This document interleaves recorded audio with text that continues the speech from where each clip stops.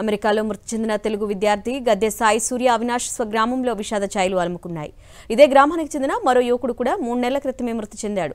నెలల వ్యవధిలోనే ఒకే గ్రామానికి చెందిన 2 యువకులు మృతి చెందడంతో గ్రామస్తులు తీవ్ర దిగ్భ్రాంతిలో ఉన్నారు.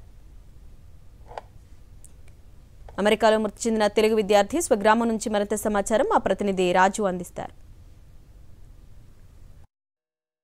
గోపాలపురం నియోజకవర్గం చిట్యాల గ్రామంలో కూడా 3 నెలల వ్యవధిలో కూడా చూస్తే కనుక 2 విద్యార్థులు కూడా మరణం చెందారు. అమెరికాకి సంబంధించినటువంటి ఇక్కడున్నటువంటి వెళ్ళినటువంటి విద్యార్థులు కూడా అక్కడ విద్యను అభ్యసిస్తూ సాయి అనేటువంటి విద్యార్థి కూడా హార్ట్ అటాక్ రాగా మరోటువంటి ఈరోజు చూస్తుంటే కనుక పూర్తిగా ఇక్కడున్నటువంటి అవినాష్ అనేటువంటి విద్యార్థి ఎవరైతే ఉన్నారో ఈ విద్యార్థి కూడా చూస్తే అక్కడున్నటువంటి వాటర్ ఫాల్స్ సంబంధించి వెళ్ళినటువంటి అతను కూడా అక్కడ వాటి ప్రమాదవశాత్తు కూడా పడిపోయి చనిపోవడం జరిగింది. దీనికి సంబంధించి ఇక్కడ గ్రామస్తులు ఉన్నారు. సార్ చెప్పండి, మీ గ్రామం నుంచి వెళ్ళినటువంటి విద్యార్థి ఎలా ఉండేవాడు, ఇక్కడ అసలు ఏంటంటే ఎక్కడ ఏం చదువుకున్నాడు ఏంటి? నా పేరు గద్దె హరిబాబు అండి. గద్దె శ్రీనివాసరావు మా కజినేనండి. వాళ్ళ అబ్బాయే ఎంతో కష్టపడి చదివించాళ్ళు. చిన్న రైతులు, చిన్న ఫ్యామిలీ, చిన్న రైతులు అలాంటిది వాళ్ళు కష్టపడి చదివించుకున్నారండి. చదివించుకుని అమెరికా పంపించారు. అమెరికా పంపించిన తర్వాత అక్కడ వాటర్ ఫాల్స్లో పడి చనిపోయాడు. అక్కడేమో అక్కడ తానా వాళ్ళు హ్యాండ్ చేసుకున్నారు. చేసి వాళ్ళు 2 రోజుల్లో ఇక్కడికి బాడీ పంపించి ఏర్పాట్లు చేస్తున్నారు. మా ఊర్లో అయితే గద్దె శ్రీనివాస్ గారు నాకు కూడా బంధువు అవుతారు.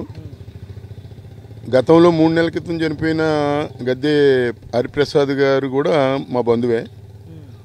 వీళ్ళిద్దరు పిల్లలు కూడా ఆయన కూడా 3 ఎకరాలు అమ్ముకుని అబ్బాయిని మంచి చదువులు చదివించాలి అని చెప్పే ఉద్దేశంతో ఆ అబ్బాయిని పంపడం జరిగింది. 2 సంవత్సరాలు ఎంఎస్ అయిపోయింది ఆ కుర్రోడికి. అయిపోయిన తర్వాత జాబ్ ట్రయల్స్లో ఉండగా అతనికి బాత్రూంలోకి వెళ్ళిన తర్వాత హార్ట్ అటాక్ వచ్చి అతను 23 ఏళ్ళకే చనిపోవడం జరిగింది. ఈ అబ్బాయి 1.5 సంవత్సరం అయింది. రేపు జనవరికి ఎంఎస్ పట్టా పుచ్చుకుని జాబ్లో జాయిన్ అయ్యే ఇది. ఈ అబ్బాయి తండ్రి కూడా చిన్న రైతు, చాలా కష్టపడి బ్యాంక్ లోన్ తీసుకుని పంపడం జరిగింది. ఇప్పుడు ఈ కుర్రోడికి ఏదైనా గవర్నమెంట్ సహాయం అందిస్తే కానీ ఆ తండ్రి ఆ బ్యాంక్ రుణాలన్నీ తీసుకుని అందించి బ్యాంక్ రుణాలు నేను తెచ్చుకుంటాను డాడీ అని చెప్పి వెళ్ళిన కుర్రోడు ఈరోజు లేకుండా అయిపోయాడు.